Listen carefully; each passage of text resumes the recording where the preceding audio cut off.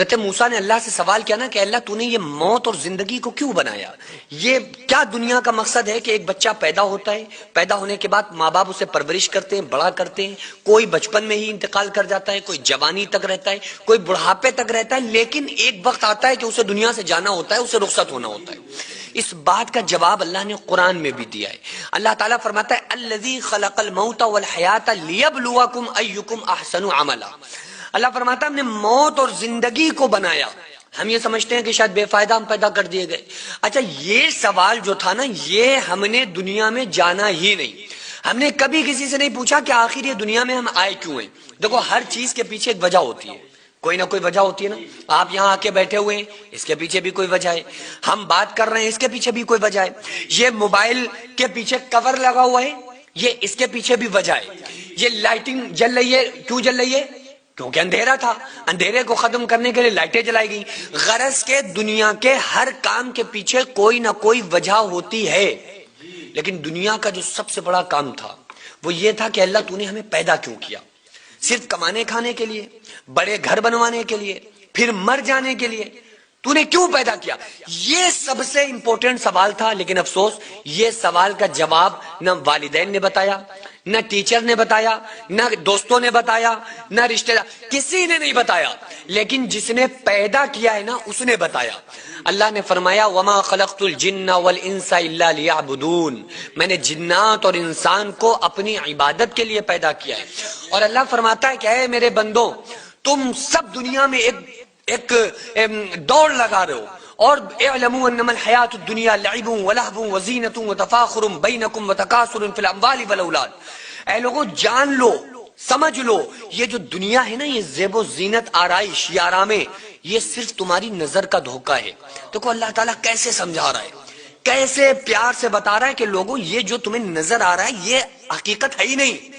اللہ نے قرآن میں مثال دے کر فرمایا کہ یہ دنیا جس کو تم دیکھتے ہو اور اس کو پانے کی خواب دیکھتے ہو اور اس کی طلب میں لگ جاتے ہو، یہ تو وہ دنیا ہے، ایسے ہے، اللہ قرآن میں فرما رہا ہے جیسے تم سڑک پہ راستے میں چلتے ہو تو تمہیں روڈ پر دور تمہیں پانی نظر آتا ہے روڈ پر، لیکن جب تم روڈ کے بالکل قریب پہنچتے ہو نا آگے، تو وہ پانی وہاں نہیں ہوتا، وہ پانی پھر اور دور ہو جاتا ہے۔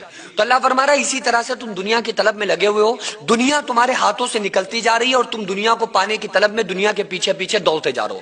تو اللہ نے فرمایا زیب و زینت، آرائش جو دنیا میں عیش و عشرت دیکھ رہے ہو، اس کی کوئی حقیقت نہیں ہے۔ اللہ فرما رہا ہے تمہیں دھوکے میں ڈال رہی ہیں چیزیں، یہ مت کرو۔ یہ موت اور زندگی کو اللہ نے ایک مقصد کے لیے بنایا ہے، اور اس مقصد کا ذکر اللہ تعالیٰ نے سورہ ملک کی دوسری آیت میں کرتے ہوئے فرمایا الذی خلق الموت والحیات لیبلوکم ایکم احسن عملا، کہ اللہ فرماتا ہے ہم نے موت کو اور زندگی کو بنایا اس لیے تاکہ ہم دیکھیں گے، آزمائیں گے تم میں اچھے عمل کون کرتا ہے۔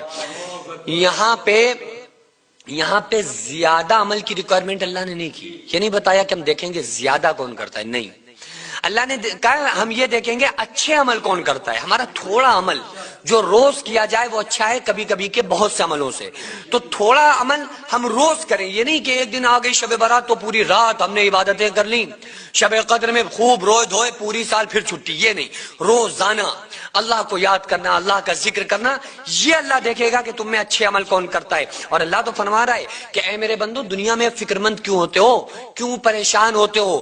تم دیکھو اے میرے بندو، تم سب فقیر ہو۔ اللہ فرما رہا ہے کہ اگر تم مجھے پالو گے تو میرے خزانے تمہارے ساتھ ہوں گے، تو کیا ہوگا؟ تمہاری غریبی دور ہو جائے گی۔ اللہ فرماتا ہے اگر تمہارے پاس رہنے کے لیے گھر نہیں ہے، مکان نہیں ہے، تم اکیلے پڑ گئے ہو تو مجھے پالو۔ اللہ فرماتا ہے جب تم مجھے پالو گے تو کیا ہوگا؟ میرے فرشتے ہیں وہ تمہارے ساتھی بن جائیں گے، تو میرے فرشتے تمہارے ساتھ، تمہارا اکیلا پن دور ہو جائے گا۔ اللہ فرماتا ہے غرض کے مجھے پالو، سب کچھ جو کچھ میرے پاس ہے وہ سب تمہارا، دنیا میں کسی چیز کی خواہش نہیں رہے گی۔ ہم نے کیا کیا؟ اللہ کے علاوہ پوری دنیا کے پانے کی فکر میں ہم لگ گئے۔ اچھا، جس کو ہم آسانی سے پا سکتے ہیں، اللہ کو پانے میں کوئی محنت کرنا ہے؟ اللہ کو پانے کے لیے کوئی ہمیں بڑے بڑے کاروبار کرنے کی ضرورت ہے؟ نہیں بھائی، ایک آنسو کی ضرورت ہے، ایک زندگی میں سجدہ کر کے دیکھو اللہ کے سامنے کہ اللہ میں آیا ہوں تجھے منانے کے لیے، صرف تیرے سامنے تجھے پانے کے لیے. لیکن نماز پڑھنے والا نماز پڑھ رہا ہے وہ یہ سمجھ کے کہ بس اللہ کی طرف سے فرض ہے لاؤ جلدی سے ادا کر لیں. نہیں، کبھی ایک سجدے کی ہمیں توفیق نہیں ہوتی کہ اللہ یہ سجدہ ہم صرف تجھے منانے کے لیے کر رہے ہیں. کیا ہے؟ کبھی نہیں کرتے ہیں ہم ایک روا روی سے ایک ہماری زندگی گزر رہی ہے. بس جدھر کو ہمارا رخ کر دیا گیا سب نے ایک بات بتائی ہوئی ہے، پیسہ پیسہ پیسہ پیسہ.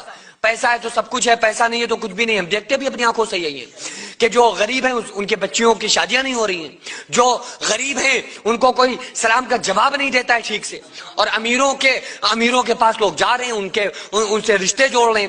تو یہ چیزیں ہم نے اس لیے ہمارے سامنے آ گئیں کیونکہ دنیا نے ہمارے سامنے پیسے کو پروموٹ کیا. لیکن کبھی کسی بزرگ نے، اللہ والے نے پیسے کو کوئی ذرہ برابر بھی امپورٹنس دیے نہیں دیے.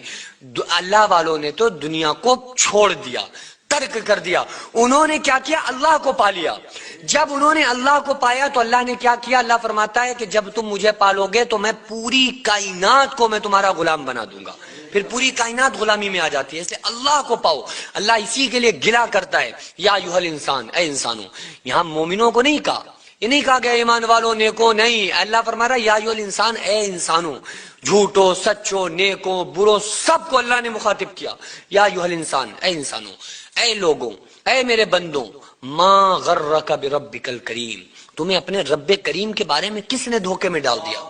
اللہ سے دور ہو گئے، اللہ کو چھوڑ دیا. جاؤ اپنے رب کو پاؤ. اللہ کو پالو گے اللہ کی طاقتیں تمہارے ساتھ ہوں گی، تمہاری کمزوری دور ہو جائے گی.